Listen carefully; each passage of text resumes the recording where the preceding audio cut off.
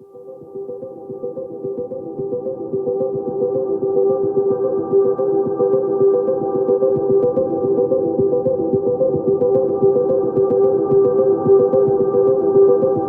world, and welcome to another episode of Frank Conversations. Today, I am joined by the world-renowned sex and happiness coach, Laurie Handlers, and the founder for Academy of Men, Michael Gibson. So these wonderful, beautiful beings have partnered to create a wonderful new offering in the online world called Extraordinary Lovers Experience. Welcome, Laurie and Michael, and thank you for taking the time to sit with me and talk about this amazing experience. Thank you, Frank. What an honor. We love you so much, and it's a privilege to be on Spiritual Playboy Frank Conversations. It's wonderful.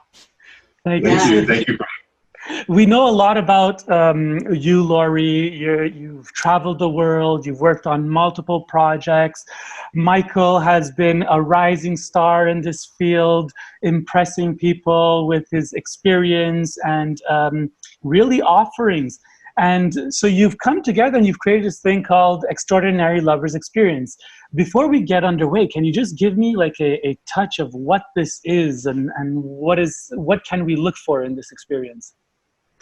Well, we think that couples are an endangered species in this day and age. And we don't care if it's a couple that's monogamous, a couple that's poly, a couple that's open. We don't actually define what coupledom is, but we know that in every relating, it takes two people's relating and then possibly more. And we think that whole system is in breakdown. People spend a lot of time fighting. They spend a lot of time leaving each other. They spend a lot of time processing each other. Yeah, lots of processing each other. And we just can't stand it. We came together and we said, let's not do that.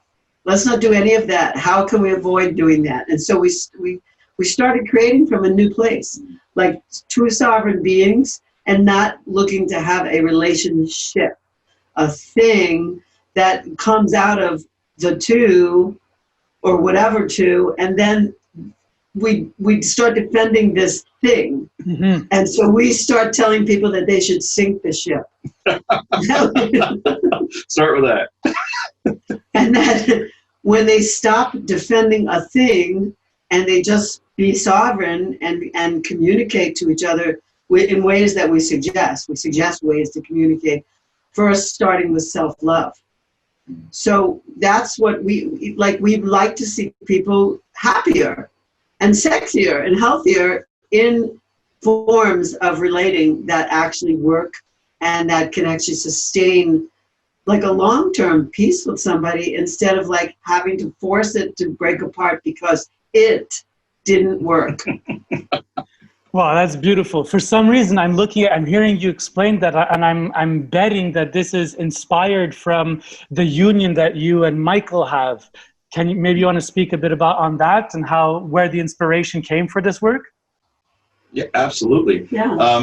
So it like you said, it actually came out of how we relate with each other. In fact, when we first started, being together, the first thing we said was, let's not do a relationship. Let's just have a relating to each other. I would rather, as Laurie says, I would rather be in relating, like the verb, relating to you, than to be in this, what she just defined was a relationship. You ever notice you get in a relationship, and then the relationship defines kind of how you relate to each other? Well, we said, let's skip that. And so this was so unique to both of us that we started to create ways of being with each other that dealt with all the stuff that, couples go through, like, resentment, resistance, revenge, things like that, when they start to spiral out of control. And so rather than do that, what we did was we said, we don't want to spend a lot of time on the what not to. Here's what we want to do. Let's return to love.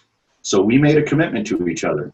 We were going to always return to love. No matter what. And sometimes we get into it a little bit and then we're like, hey, wait, hold on. And she'll say it or I'll say it. okay, let's return to love. What do we need to do here?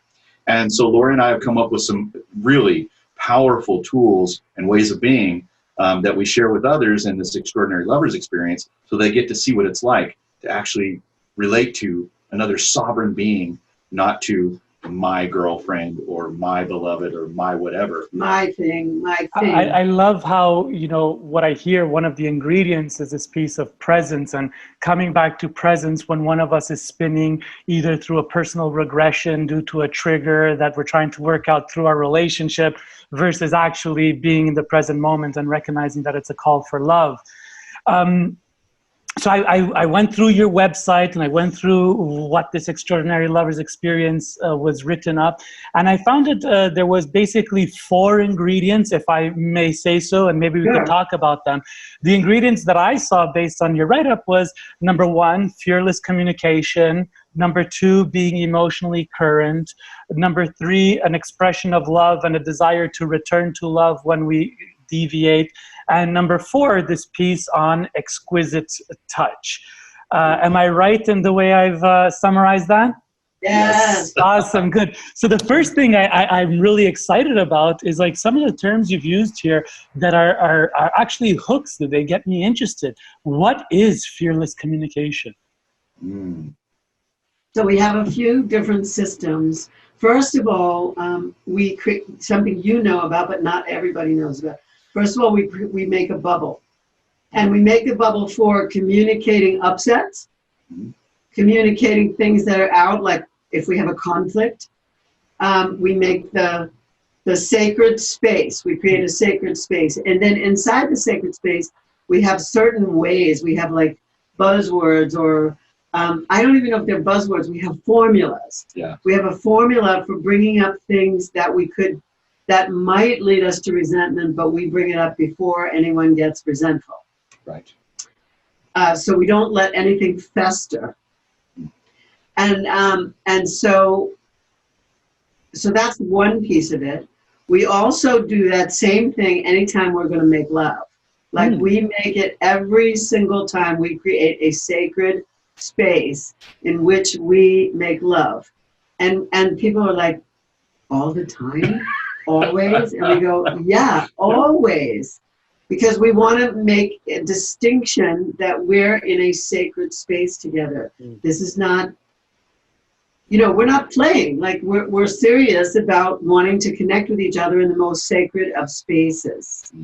And then we have different, I don't want to teach it now, but I want to say to you, we have expressions called cough it up, blow it up, clean it up. Like we say it. We say this stuff to each other. That's hard. The difficult conversations. And if it has to be blown up, like it gets really conflictual, we do it. And then we clean it up after. We always apologize. And we have a formula for apologizing. Wow. Like we consider apology to be, it's a new way of looking at apology. Apologizing relaxes the nervous system of the other.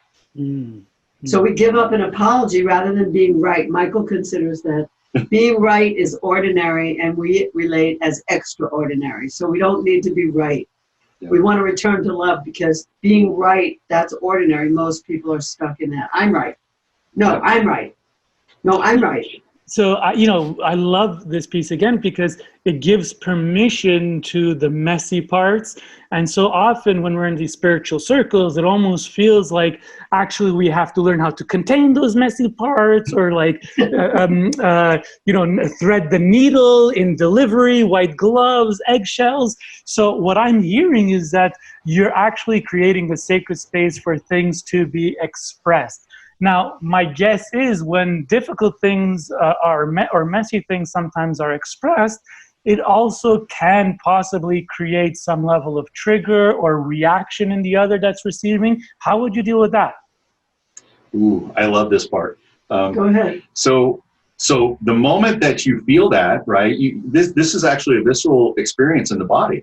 And so what we've learned to do is to train ourselves to notice when we have that contraction, when that experience comes up. So Laurie and I both do this. but, we'll say, whoa, this doesn't feel good. This feels like shit. And, we'll be looking at each other and the other person will go, yeah, it feels kind of crappy. And I'll go, okay, let's return to love. Let's figure this out because this is bullshit. This is not who we are. Let's relate to each other in another way. Other times when someone does trigger the other, I've coined a phrase. I'll just say it. I'll say, this feels like shit, man. And you know what? I've got a little bit of fuck you in my heart right now for you. Like that's fearless communication. That feels honest. That feels really honest. And I'm being responsible for what I'm experiencing right now. And I'm communicating in a way that's not an attack. So afterwards, then we can actually create some sacred space and have a conversation about it. We can blow it up if we need to, if there's a position to take or whatever, or maybe just a different view on how to express yourself. And then we come up with two things. What Laurie said, you have to apologize and maybe even ask for forgiveness. That's a really big thing. That's so extraordinary to have somebody say, I'm really sorry for this, and then say, Can you forgive me? Mm. And create a solution around how not to have those triggers show up anymore. Right. And if they do, you know how to handle it a little better next time. So, for example, I'll give you an example. When I get upset, I have a tone. I have an impatient tone. And so he hates the tone. I don't blame him. I don't like his tone. I don't like tones. And I thought I was done with that tone. But then I found out I still have it. So he just says to me, tone. It doesn't have he has no English on the ball. There's no, he's not hitting a grand slam. He's just saying tone. And then I have to go, oh, okay, you're right. I had the tone. I'm sorry. And I just immediately apologize for the tone. And then we get to, well, what was it what was triggering you that caused your voice to start having this sarcastic. For me, everyone has one, but mine has a New York slam to it. She's got an edge. She's got an edge. Well, we all do. We all have an edge, right? When that tone shows up, it's kind of oh, now it's all of a sudden you get a little bristly, and maybe you're going to fight it out. But rather than that, maybe just say tone. So he'll say that to me, but that came out of one of those blow-ups that we had. And that was the solution that we landed on, and we both love it because she'll tell me, tone. I love that. I also love that as well, because I'm one of those people that need that reminder. And it's not sometimes that I'm trying to be offensive, but it's a momentary lack of consciousness, an instinctive reaction, or even passion moving in a way that can't be received. And instead of going into the blaming and the shaming of it, it's just a constant reminder, a gentle reminder that can just call me back to presence. So if my lovers were able to have that access to these type of techniques that are so simple, I think it would definitely empower my relationships and bring me into a greater consciousness. So I love the responsibility of the partner being a reflection of evolution. Yes. Yeah. So so that part is really it's wonderful working. And then we have we also communicate. We think that seduction actually is a team sport. So we're both responsible for seduction. He's not the seducer. I'm at the effect of his seduction. We both seduce each other, and we have conversations like that. And we also have conversations before, during, and after sex, which make it better. We actually do the thing, Monday Night Football. Monday Night Football. There are 4 jocks sitting there. Yeah. The panel. They debrief the whole game. Yep. We do that with each other. We do it either right after we have sex, or we do it right the next day. Yeah. We say what worked, what was really the best part, what wasn't so good, what was kind of mediocre, what could have been improved, and we improve the game. Yeah. So it's a sport. It's like a team sport. Yeah. So those are some of the things that we do. Yeah, we're playing to win.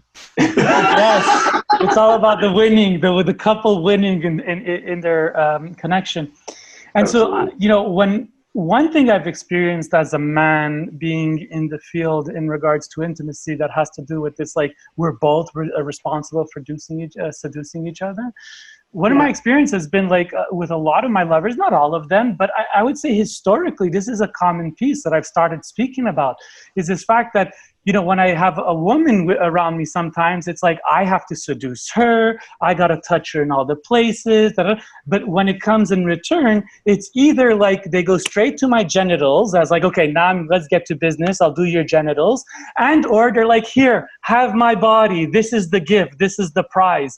And I've been like, well, I want to be seduced as well. I want to be touched in ways. I want to be brought into places. So I resonate with this fact, and I think it is a two-way street, that seduction should be a two-way street. Is there anything you want to share about that, or we could move on? I think you're saying to every man, you're saying to every woman what every man wants to say to every woman. You know? What about me? Yeah. It's like, and we're happy to serve. We're so happy to serve, but at the same time, it's like, yeah, energy needs to flow in two ways, and it's more than just giving you access to my body. Exactly, and it's such a playful, it's such a place to play in that's not ordinary, right? It's ordinary to have just the guy doing all the seduction, and she's at the effect of it, and she's feeling it.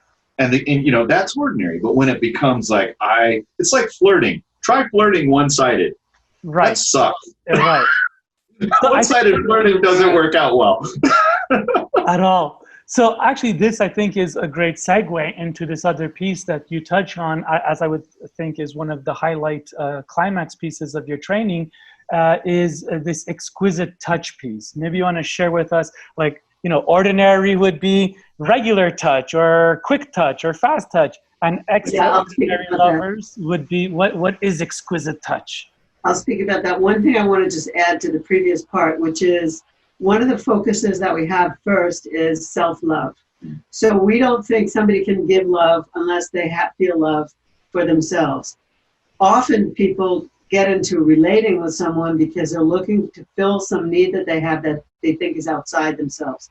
And we like to have people fill themselves up like a full, abundant self, and then look to see what they can offer the other person. So seduction as a team sport comes from two sovereign individuals who actually care enough about themselves first to then offer to the other their gifts, what they have, rather than saying, oh, you complete me, now I'm whole. No, I'm whole. He's whole. You're whole.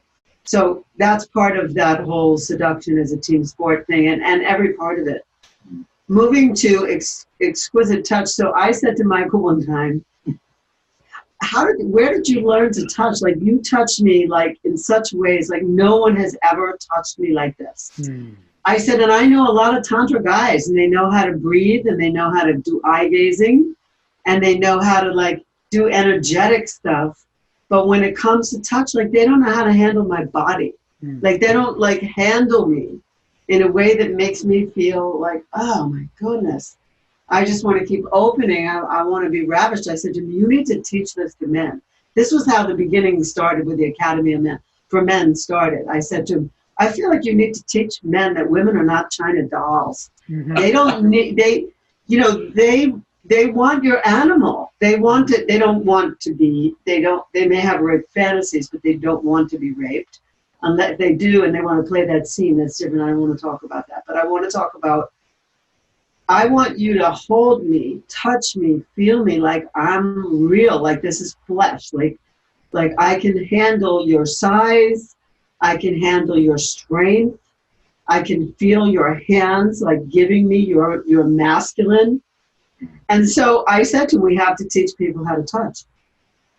And how to receive touch, and then how to touch back. So Michael started doing something he calls body mapping, and he does this whole blueprint like an electrical system. You know, when you're doing when they're putting in a new building and they're putting in the electrical system, he touches all the parts of the body and sees where the major connections are made, and then he uses those, and he teaches people how to use those connections to get somebody super charged up, super excited, super wet. And, and then he had me start to map his body and other men's bodies to see like what connects with them, which side is more sensitive, the left or the right, which are the lips more sensitive than the ears, is a nipple more sensitive than another one, and so on, and then what's directly related to either the clit or the cock, like what gets the most arousal. And so we have a whole system now that we teach people on how to map someone's body, because everyone's body is different.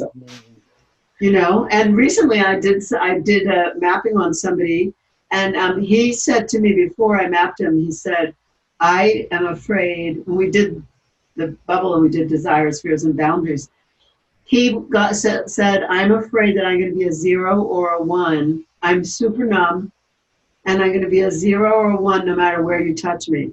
And at some point in the mapping, and I'm not even talking about arousal, I'm just talking about sensation, he got to a 6, 7, and 8 on a 1 to 10 scale, and was shocked and was not fully aroused. He was just like somewhat flaccid, but feeling so much sensation that it was like amazing to both of us. Yeah. Michael was filming that session. So it's a body mapping, and then knowing how to put, also we use a 1 to 10 scale for communicating.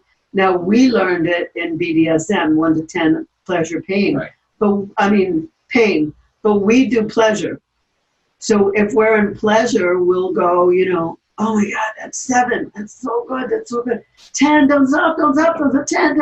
So we'll do a scale of numbers for pleasure, so that the person knows they're not just trying things. Yeah.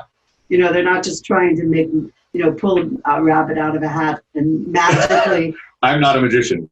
Magically. I need feedback. Well, this is questionable. I've been looking for a space here and say, this is quite impressive, Michael, because Laurie has been around and she's seen and met and experienced whatever, and I've never heard her speak so passionately and positively about how a man touched her. So I want to give you a moment to speak into what this experience was for you, discovering it. Where were you inspired by this piece, and what's alive for you in terms of this work? I know this is one of the most passionate parts of your offering. Yeah, I'm really passionate about it for one reason, and that is because I, like many men, didn't know really how good I was in the bedroom, or if I was good at all. In fact, I had a number of experiences where women, shook their head and pulled their clothes back on and said, I can't do this, I'm out. Like, God. That's real. Like, that really did happen. And so when I started learning this, it was because I didn't want to be known as, I don't want the reputation of being some guy that sucks in bed all the time, right? And so how that shifted for me was, I just started asking people, hey, have you ever had a level 10 experience? And I asked over 300 men and women in a survey, have you ever had a level 10 experience? And the men came back and said, yeah, definitely. About 30% of the time I have a level 10 experience. And women said, this shocked me, about 2% of the time they had a level 10 experience. And my mind was like, oh, wow, I didn't know that.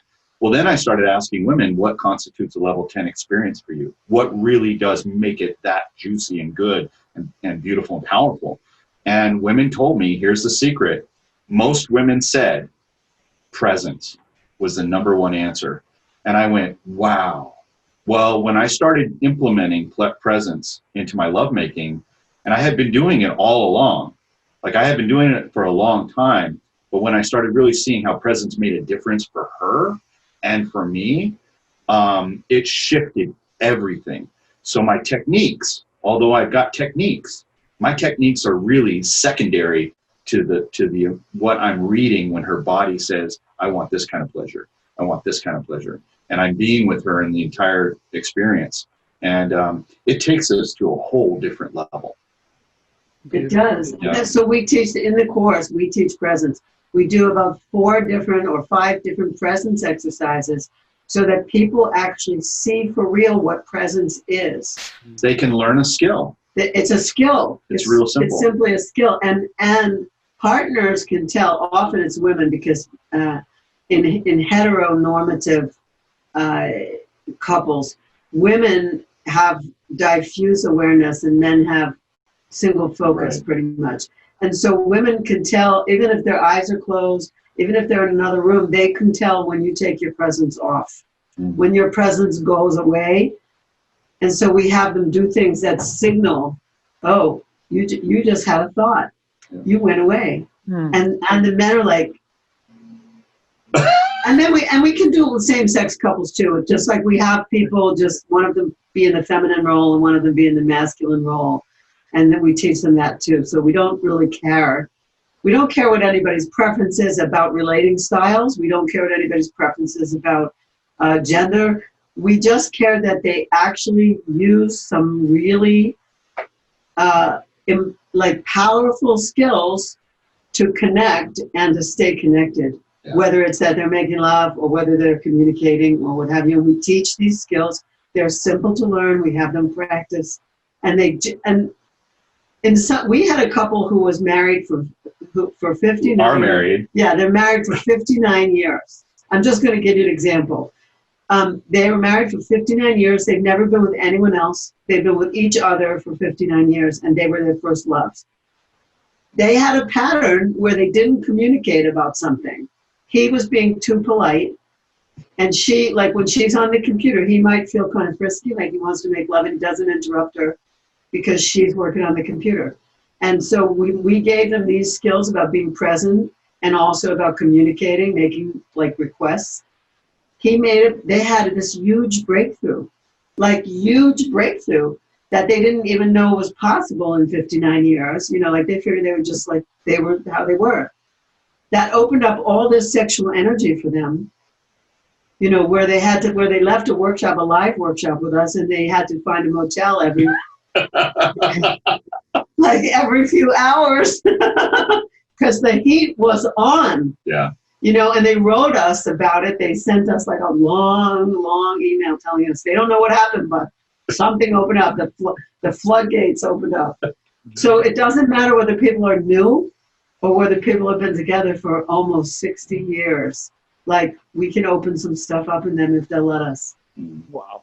So it definitely seems like taking this experience training definitely leaves you with takeaways and pragmatic techniques and tools that you could take away into your life and actually see transformation in the manifestation versus the airy-fairy spiritual places. So I'm curious, how not airy-fairy. It's not airy-fairy. I could tell you guys ain't airy-fairy. You're not airy-fairy. You're super grounded. So how do your trainings work? It's like, when's the next one? How long are they? Give me a bit of a structure. Okay, well, the next one we had to move everything online. Yeah. We can't do it live right now. So as soon as our first one was canceled, based on the COVID, we started online immediately. Like probably 2 weeks later, we had our first online session. So it's online. The next one is July 11 and 12. That's right. And it's pretty much all day. It's all day Saturday and Sunday with a few breaks. There's like meal breaks. We let you go to the bathroom. There's bathroom breaks and meal breaks. And this one, we're actually requiring couples. We're requiring that two people be in one Zoom screen so that they can practice together. Yeah. We've had it both for couples and singles because we'd like singles either who are poly or singles who are not relating right now, but who want to make less mistakes in their next embarking upon something with somebody. So we will have one for singles, but right now we're just doing one for couples. And and there's some breaks and there'll be a lot of exercises that they get to do while we're doing it. Like we'll teach it, then they do it, then they come back with questions. We teach it, they do it, we come back with questions. It's not a lot of theory. It's really a lot of experience. Here's the nitty-gritty of how to really relate. If you want to really relate, here you go. And there are some real gems. Real gems. And how often are you doing this? Is this something that you're going to consistently do monthly? What's the vision of the program?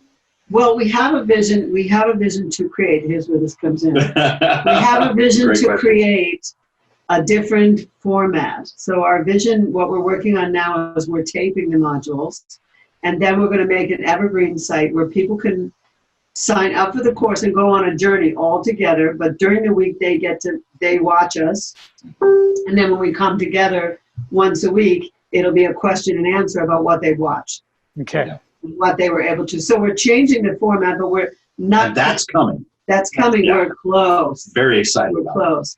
So, so most likely, what we'll do in the future will be we'll do a few modules in a shorter format and attract people to come and go on a journey with us. Yeah, we'll journey. do like these little master classes just to really give people kind of a deep look into what it is that we're teaching, and then they have an opportunity to come and share with us. But right now, we're doing everything live online. And like Laurie said, it's 2 full days. We call it an experience for a reason, Frank, because what we're doing is we're leading people through the 3 levels of expressive love, or the 3 thresholds, we call it, of expressive love. And the first threshold is obviously, we think, self-love, really loving yourself. And what does it mean to be an extraordinary lover of oneself?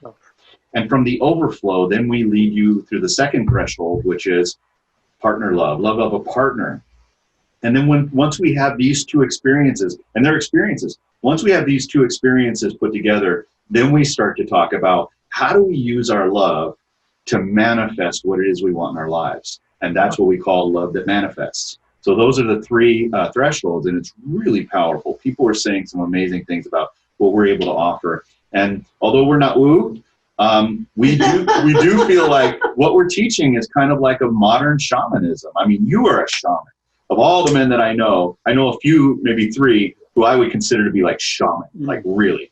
And I think that our way of doing things is about being in the practice, which really is what shamanism is about being in a practice. And so that's kind of what you can expect really from the Extraordinary Lovers experience. I think this course has tremendous value, and I'd love to let people know where they could find more information. Michael, what's the website? Oh, thank you. It's online.extraordinarylovers.com. And by the way, for your listeners, because we love you, we want to make sure that we've kept the cost low. And on top of that, what we're going to do is give all your listeners who want to register a $25 discount. And what they can do is use your code, which is Frank25. So there you have it. There you have it. If you are interested in this program, head out to the website. Say it again, online.extraordinarylovers.com.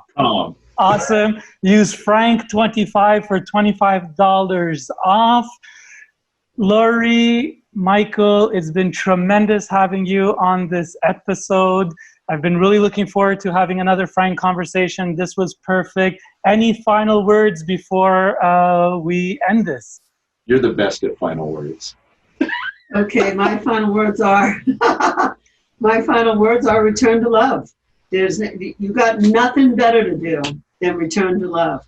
If anything, this lockdown has shown people is that they have to be introspective, and when we're being introspective, return to love. Love yourself, and then when you meet others, love others. Like there's no reason to be at anything else at odds with them. No. Return to love. On purpose, return to love. Love it. Thank you so much. See what I mean? Awesome. Perfect. Thank you so much to the both of you. And if you enjoyed this episode, please like, comment, share. I'm sure Laurie and Michael would love to have you in large numbers at their experiences. And as I always say, my final words, let love free, because it's the only way we'll ever change anything. Peace, beloveds. I love you. Thank you. I love you. Thank you so much.